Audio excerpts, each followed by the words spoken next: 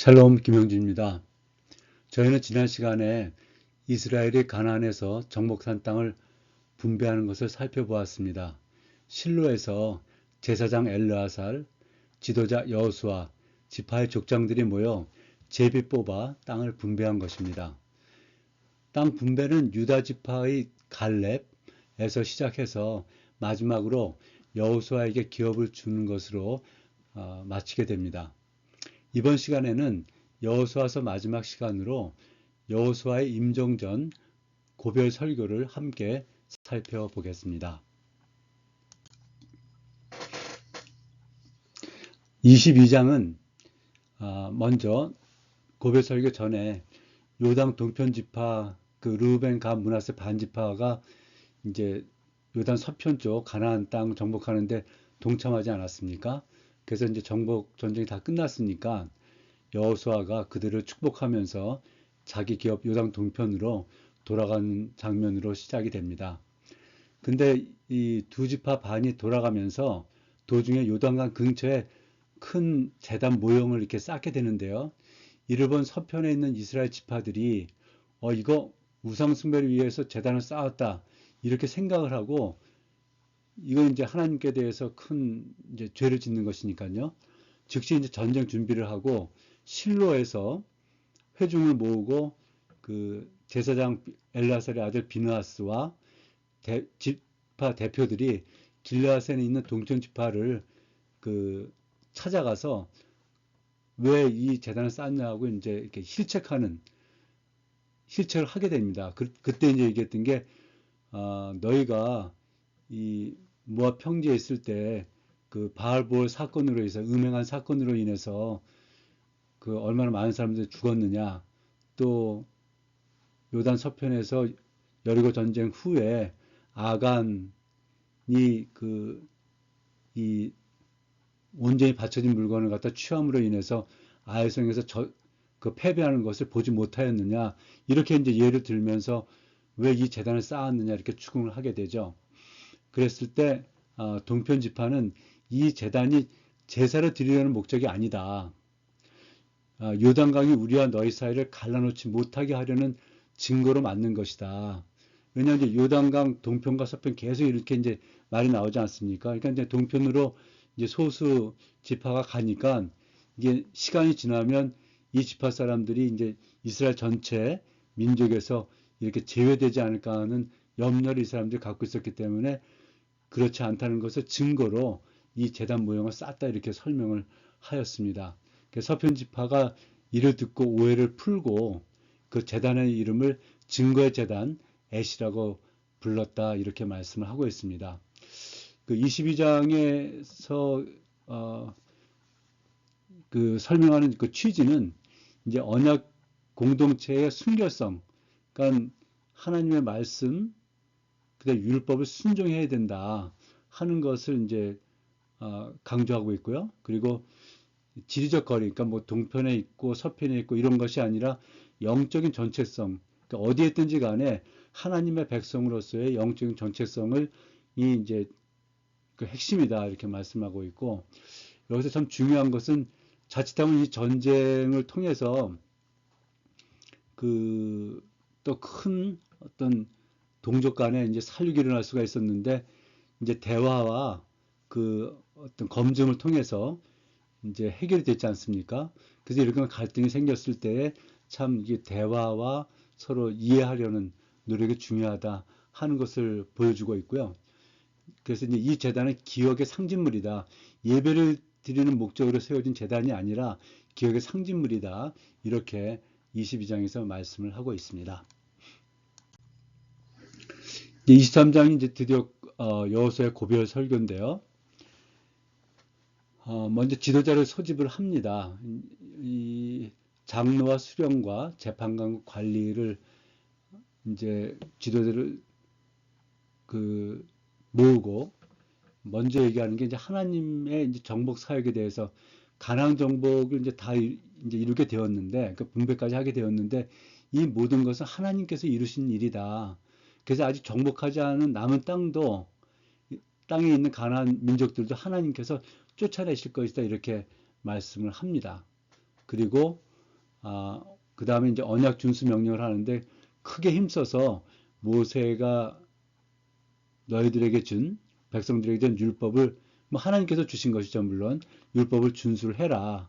그리고 이방 민족과 교류하거나 그 신을 절대로 숭배하지 마라. 이렇게 이제 명령을 하고 있죠. 그 23장 13절에 보면 그 이방 민족과 교류를 이제 경고하는 말씀에서 이렇게 말씀합니다. 확실히 알라 너희 하나님 여호와께서 이 민족들을 너희 목전에서 다시는 쫓아내지 아니하시리니 그들이 너희에게 올무가 되며 덫이 되며 너희의 옆구리에 채찍이 되며 너희의 눈에 가시가 되어서 너희가 마침내 너희의 하나님 여호와께서 너희에게 주신 이 아름다운 땅에서 멸하리라. 그러니까 너희가 이스라엘 민족이 이방 그 족속들하고 교류하거나 또 이방 신을 이제 숭배를 하게 되면 이렇게 이제 그들이 이제 올무가 되어서 너희가 결국은 이 땅에서 멸망하게 될 것이다.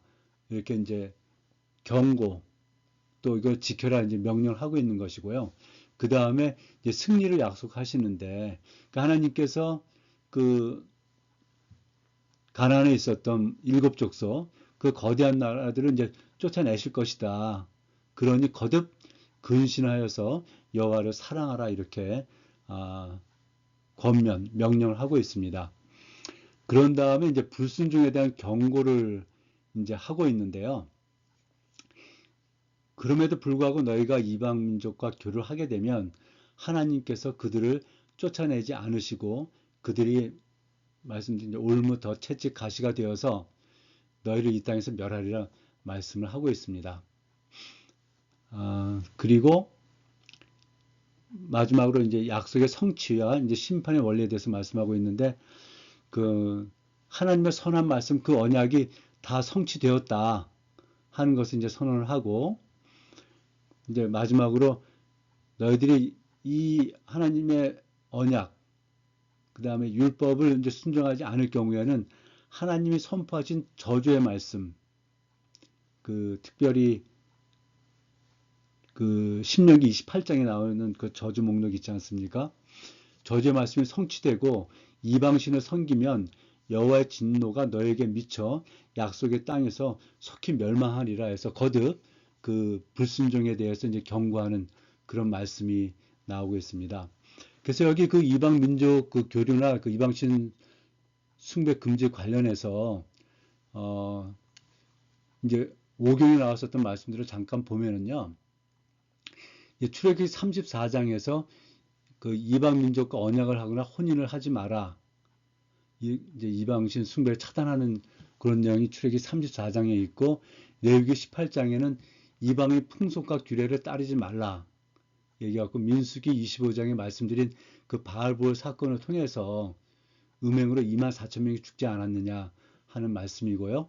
그 다음에 신명기 7장에 보면 가나안 민족과 이제 혼인을 금지하고 있습니다. 그리고 신명기 12장 30절에 그들의 신을 섬기는 방식을 아예 묻지도 말라 이렇게 말씀을 하고 있고 신명기 20장에 보면 가나안의 일곱 족속을 완전히 진멸해라. 그들이 너에게 가르쳐 그 모든 가증한 일을 본받게 할까 함이라 하면서 그 진멸의 목적에 대해서 말씀을 하고 있습니다. 그리고 그 이제 다음 책인 그 사사기에서 보면 이방인과 그 혼인하고 이방인을 숭배함으로 인해서 하나님의 징계가 있고요. 그 다음에 그 백성들이 이제 그 징계를 통해서 이제 회개를 하게 되면 이제 회복이 되는 이 반복의 사이클들이 계속 진행이 되지 않습니까? 그다음에 왕정 시대로 가면은 이 솔로몬과 아합 왕 등이 대표적으로 이방 민족과 이제 통혼을 했었던 그런 사람들로 인해서 결국 여기 나와 있는 여호와의 진노가 너에게 미쳐 약속의 땅에서 속히 멸망하리라 했었던 남북 왕조가 결국 멸망하게 되는 사건이 발생을 했죠. 그 후에 에스라 느헤미야가 그 이방인 아내와 이혼하고 이방인과 혼인 금지하는 명령을 내립니다.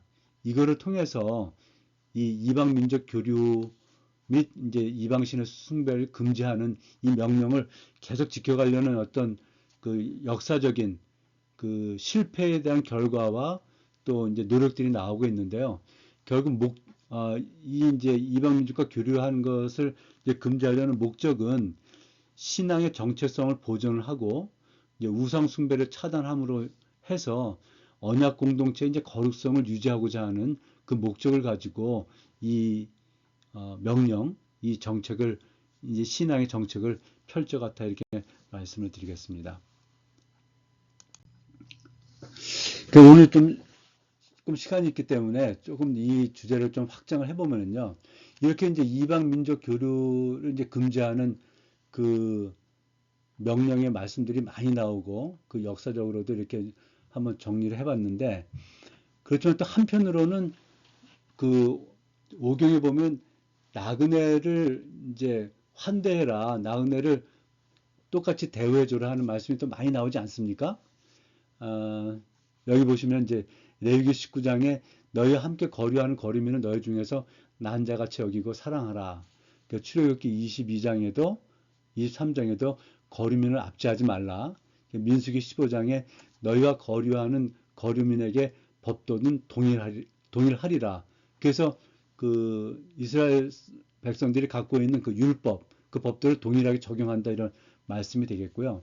그 신명기 16장에 보면 이 6월절, 77절, 초막절을 이 게르가 이제 이 거류민들, 그러니까 이스라엘 백성들이 아닌데 이제 같이 살고 있는 사람들을 게르라고 부르는데 이 게르도 함께 참여하게 해라 이렇게 했었거든요.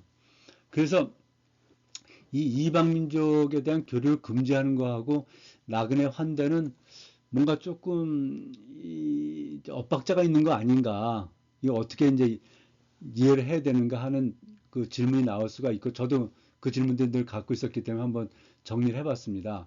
그래서 이제 이스라엘 안에 같이 살고 있는 이방인들과 이 가나안 주민을 이제 구별해 본다면 신부는 이 사람들이 이제 공동체 편입된 거주민이고요. 가나안 주민은 신앙과 문화가 다른 이방 민족이고요. 그래서 이제 이스라엘 백성들의 태도는 그들을 사랑하고 환대하고 법적으로 보호를 해주라 했고 가나안 주민에 대해서는 철저히 그들과 분리해라. 그리고 그들과 교류하거나 혼인을 금지해라 이렇게 명령을 했고요.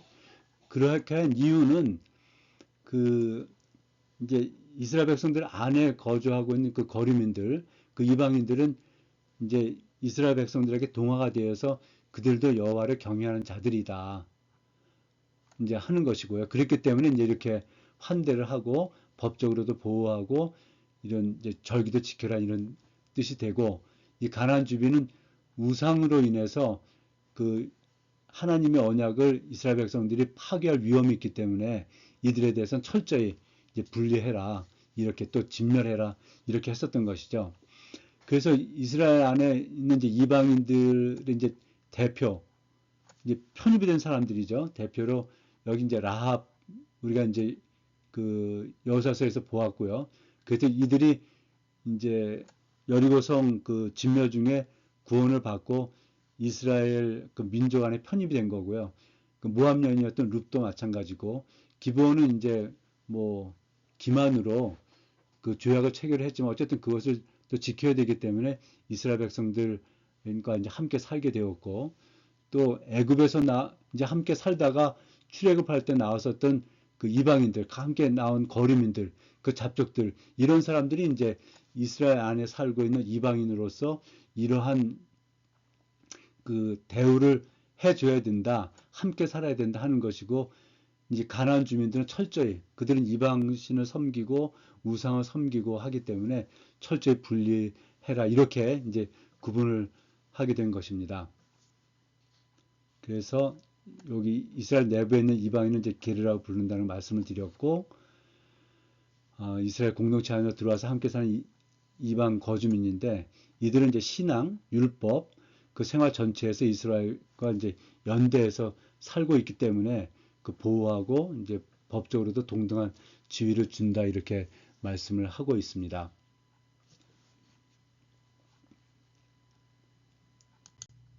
그래서 이제 이런 그 어떤 불연속성이라고 해야 될까요? 그런 부분들이 요즘에 저희가 이제 유대교에 대해서 이제 듣고 또 실제로 이제 뭐 뉴스를 보거나 할 때에 이 유대인들이 이방인에 대해서 굉장히 배타적인 그런 어떤 성향을 띠고 있지 않습니까? 이러한 배타적인 그 어떤 뭐 정책 또 어떤 문화가 어떻게 형성된 것인가 그러면 하는 것을 좀 더 이제 역사적으로 한번 살펴보면은요. 이 바벨론 포로 이후에 이제 바벨론 포로를 갔다는 건 이제 이스라엘이 이제 쫄딱 망한 거 아닙니까? 그러고 나서 이제 포로가 그래서 이제 귀환해서 이들이 새로 이제 공동체를 세워갈 때에 이 정체성에 대한 보존 운동을 했습니다. 그러니까 포로 이후에 이스라엘은 이방에 섞일 때 신앙을 잃었던 과거를 반성을 하고 혼합주의 방지가 최우선 가치가 되었습니다. 그래서 설명드린 것처럼 에스라 느헤미야가 이방 안에는 다 이혼해라, 보내라 다 그렇게 함으로 해서 이 정치적, 영적 위기 상황에서 이제 이 분리하는 그런 이제 그 당시에만 이건 뭐 지금은 적용이 안 되겠지만 그 당시에만 이방 안에 갖다 이제 내보내라 하는 정책을 폈었던 것이고요. 이 제2성전기에 해당하는 이제 주전 500년부터 이제 주 70년까지는 이제 바리새파가 이제 출현을 해서 이그 이제 뭐 세력을 중심으로 해서 율법을 문자적으로 지키는 집단이 생기며 이제 울타리법 이제 우리들만이다 이렇게 되는 거죠. 울타리법 등 전통과 율법 해석을 강화하게 되었습니다. 이렇게 함으로 해서 이방인과의 접촉 제한 정책을 이제 또 펼치게 됩니다. 이를 통해서 결국은 종교적으로 사회적으로 배타주의가 이제 더 공고화됐고요. 후 이제 70년에 로마에서 예루살렘이 이제 철저하게 이제 파괴되지 않습니까? 그때 이제 성전도 다 이제 파괴가 되는데, 이때는 이제 생존을 위한 이제 폐쇄주의를 갖게 되게 됩니다. 그러니까 성전이 무너지고 이들이 다 이제 예루살렘에 쫓겨나지 않습니까? 그래서 이제 디아스포라가 됐을 때 그들의 정체성을 지키기 위해서 공동체를 보호하는 장치로 이방과의 거리두기가 이제 강화가 됩니다. 그래서 이 소위 라삐 유대교는 동화하면 그러니까 다른 민족들과 동화하면 민족이 사라진다는 두려움을 갖고 있었고 그래서 이제 내부적으로 그 이제 그 다른 민족들하고 교류하고 이런 것들을 규제를 하고 차단하는 것을 이제 체계화했었던 그런 이제 그 초기 그러니까 그 주후에 뭐 100년, 200년 요때 이제 그런 그 체계화 그런 작업들이 이제 그 라삐 유대교에서 나타났었고요. 그 후에 이제 중세와 근대에는 이제 유대인들을 박해하는 그런 많은 역사들이 있지 않았습니까? 특히 이제 유럽 기독교 사회에서 유대인은 뭐 개토에 격리하고 직업도 제한을 하고 종교를 탄압하고 강제로 이제 기독교를 개종을 해라. 그렇지 않으면 이제 쫓아내고 이런 이제 압력을 받으면서 이방인들은 자신들을 억압하는 세력으로 인식을 하게 되었습니다. 그래서 결과적으로는 이제 어, 독일에서의 그 홀로코스트까지 이제 가지 않았습니까? 그래서 심리적으로 역사적인 반작용으로 인해서 이런 배타성이 강화됨으로 말미암아 요즘 저희들이 이제 알고 있는 그런 유대인들이 이방인들을 그 이제 배타적으로 이렇게 취급하는 그런 문화 이런 것이 형성됐다 이렇게 말씀을 드릴 수가 있겠고요. 그런데 여기서 이제 중요한 것은 이 구약 성경에서의 이제 어떤 이상은 이 거룩한 분리라는 것이 이 우상에서 이방 신을 섬기는 것에서 분리이지 민족적이나 인종적인 배제는 아니다 하는 것을 제가 전장에서 그 유대인들과 이스라엘 사람들과 같이 거류하고 있는 그 이방인들에 대해서 환대하고 법적으로도 보호하라는 그 말씀들을 통해서 이게 민족적으로나 인종적인 배제는 아니다. 단지 다른 신을 섬기거나 그 우상을 섬길 그것을 갖다가 이제 차단하기 위해서 이제 분리하라 그런 뜻이었다. 이것이 이제 중요한 뭐랄까 메시지가 될 것 같고요. 그럼에도 불구하고 이제 또 현실이 있지 않습니까? 그래서 라삐 유대교에서 현실은 이 거룩한 분리가 민족에 대한 생존 전략으로 발전하면서 이방인들을 이제 어떤 그 배타적으로 취급하게 되는 이 배타주의 형태로 굳어지게 된 것이 이제 오늘날의 그 유대인들 또 유대교의 모습이다. 이렇게 설명을 드릴 수가 있겠습니다. 이 사실 이제 유대교라는 그 이 이름도 포로기 이후에 나타난 것입니다. 그러니까 이제 이 예루살렘에 살고 있었던 귀족들이 다 바벨론으로 이제 포로로 잡혀갔다가 페르시아까지 갔다가 이렇게 이제 귀환을 하게 될 때 그 바벨론이나 그 페르시아 입장에서는 이 예루살렘에 살고 있던 이 가나안 지역에 살고 있었던 이 이스라엘 사람들을 이제 유대인이라고 이렇게 이제 부르게 되었었는데 그것이 이제 이렇게 이제 정착이 되면서 그들이 믿고 있는 종교 그래서 그걸 다 이제 유대교라고 그 전까지는 뭐 그러니까 하나님 믿는 신앙이지 이스라엘의 어떤 신앙이지 뭐 유대교라는 말을 쓰진 않았었는데 포로기 이후부터는 이제 그 이스라엘 백성들이 믿는 그 하나님 신앙을 유대교라고 이제 부르게 되었습니다.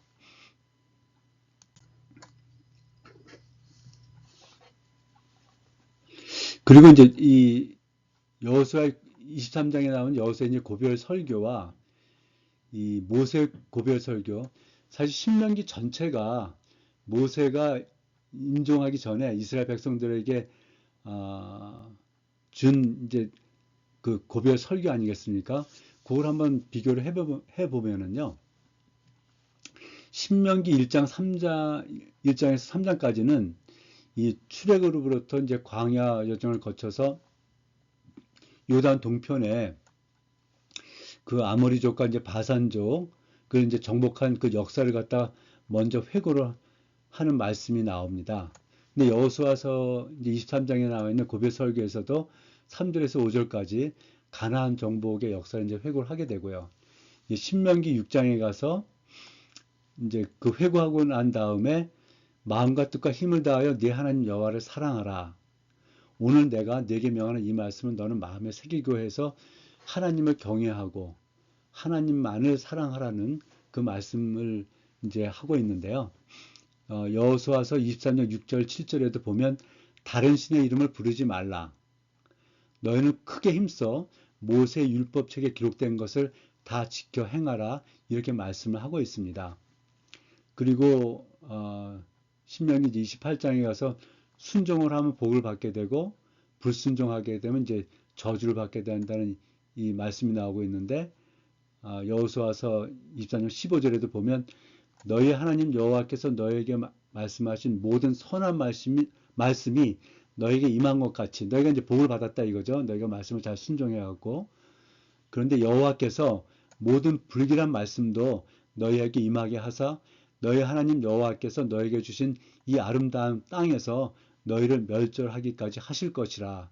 그러니까 너희가 순종하지 아니하면 이 명령을 따르지 아니하면 이 아름다운 땅에서 너희를 멸절하게 하실 것이다. 이렇게 말씀하시면서 이 서로 이렇게 이제 평행하는 그런 구조를 갖고 있는 것을 저희가 발견할 수가 있습니다. 그 이제 마지막으로 24장 세겜에서 이제 언약을 체결을 하게 되는데요.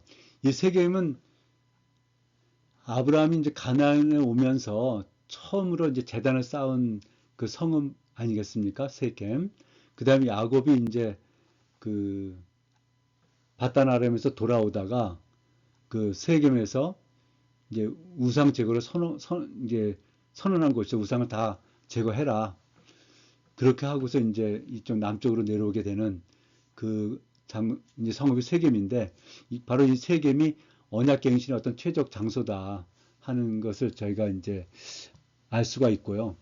그래서 여기서 언약을 체결할 때 마찬가지로 이스라엘의 리더들, 장로, 수령, 그 다음에 재판장, 관리들을 이제 세겜에 모아서 하나님께서 주신 이제 구속사 사역. 아까 고별 설교에서는 그 정복에 대해서만 이제 회고를 했는데 이 부분에서는 이 아브라함을 어떻게 이제 그 어디죠? 저쪽 그 갈대 우르에서 불러내서 이제 이 너희가 정복한 땅에 오게 하셨고부터 시작을 해서 애굽에 살고 있던 백성들을 출애굽시키고 광야 여정을 거쳐서 가나안 정복한 이 전체의 구속사를 요약을 해서 전달하면서 이 모든 일을 하나님이 하셨다 하고 말씀을 하고 있습니다.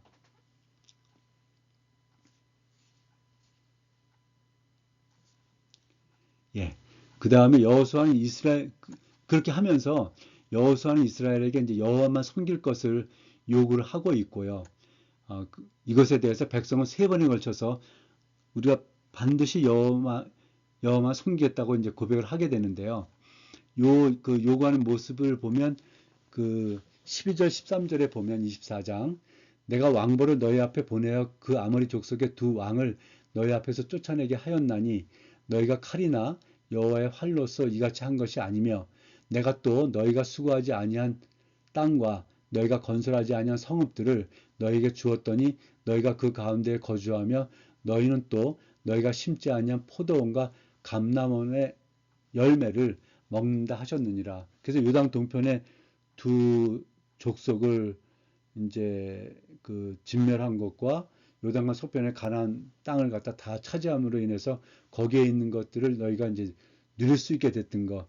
이것들을 갖다 이제 그 상기시키면서 그러니 너희는 여호와만 섬겨라 이렇게 말씀을 하고 있는 것이죠. 그러면서 이제 15절에서 그 유명한 말씀이죠. 만일 여호와를 섬기는 것이 너에게 좋지 않게 보이거든 너희 조상들이 강 저쪽에서 그 아브라함이 처음에 있었던 갈대아 우르를 말씀하고 있는 거죠. 섬기던 신들이든지 또는 너희가 거주하는 땅에 있는 아모리 족속의 신들이든지 너희가 섬길 자를 오늘 택하라. 오직 나와 내 집은 여호와를 섬기겠노라 하니 이렇게 이제 말씀을 하고 있지 않습니까? 아, 그러면서 이제 여호수아는 이 백성의 고백을 바탕으로 해서 이 언약을 갱신을 하고 율법책을 기록을 하고요. 그 언약의 증거로 큰 돌을 세겜에 세웠습니다. 그러고서 이제 여호수아는 마침 이제 110세 이제 죽어서 장사가 되었고 그 애굽에서 가지고 나온 요셉의 해골을 세겜에 묻었습니다. 그리고 제사장 엘르아살도 죽어서 에브라임 산지에 묻혔다 이렇게 기록을 하고 있습니다.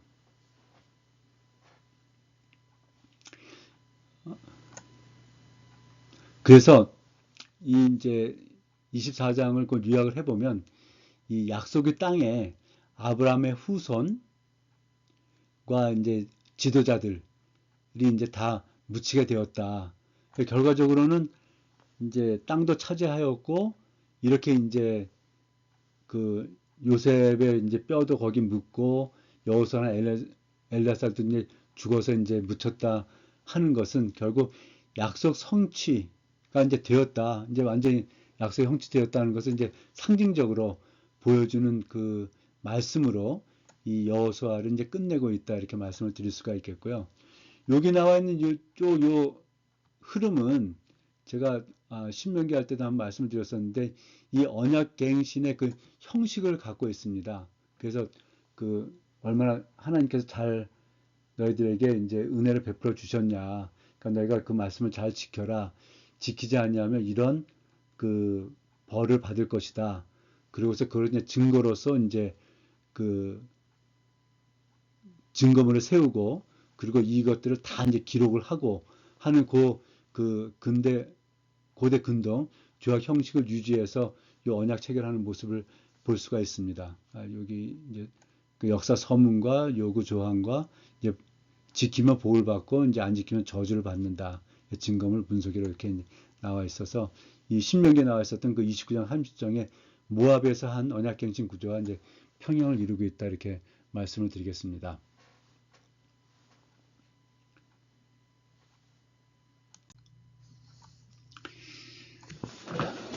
그리고 이제 여호수아 아까 이제 말씀드린 8장에서 그 언약갱신을 했었는데요. 그거하고 24장의 언약갱신을 한번 살펴보면은요.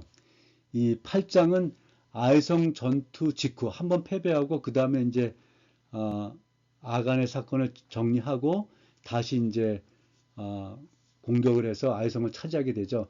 그 차지한 직후에 이제 언약 갱신하는 모습인데요. 그래서 이때는 이제 이 신명기 27장 8절에서 모세가 명령한 그 언약 갱신 절차를 갖다 그대로 시행을 하게 됩니다. 그래서 그 세겜의 그 에발산에 결국 그리심산과 에발산에서 복과 저주를 선포하고 율법책의 모든 말씀을 낭독하는 이런 이제 언약 갱신 절차를 이제 밟게 되고요. 그래서 요거는 초기 이제 정복 직후에 다시 한번 이제 그 하나님과의 그 언약을 확증하는 그런 그 절차였고요. 그래서 지금 이 땅을 이제 정복하는 것은 단순한 전쟁이 아니라 언약의 성취라는 것을 그들에게 이렇게 뭐랄까 이제 확인, 고취시키는 그런 어떤 그 뭐 의미가 있었다 이렇게 볼 수가 있고요.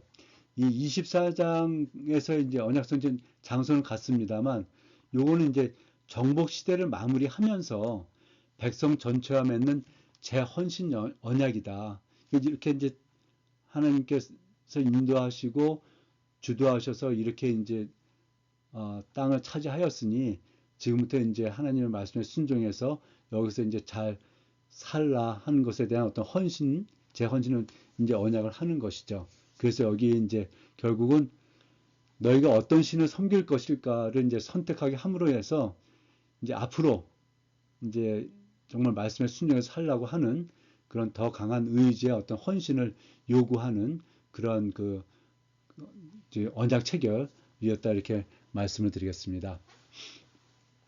여호수아는 모세를 이어서 이스라엘의 지도자로서 하나님의 말씀에 순종해서 뭐 한 번 뭐 이렇게 실수한 적도 있습니다만 약속의 땅을 정복하고 분배하여 하나님의 언약을 성취하는 이 사역의 핵심 역할을 감당을 했습니다. 그래서 예수님의 궁극적인 언약 성취를 예표하는 성경의 주요 인물로 이렇게 평가가 되고 있습니다. 예, 이렇게 오늘은 좀 짧게 좀 진행이 됐습니다. 이렇게 이제 여호수아서를 마치고요. 다음 주부터 그 사사기를 또 함께 공부해 보도록 하겠습니다. 감사합니다.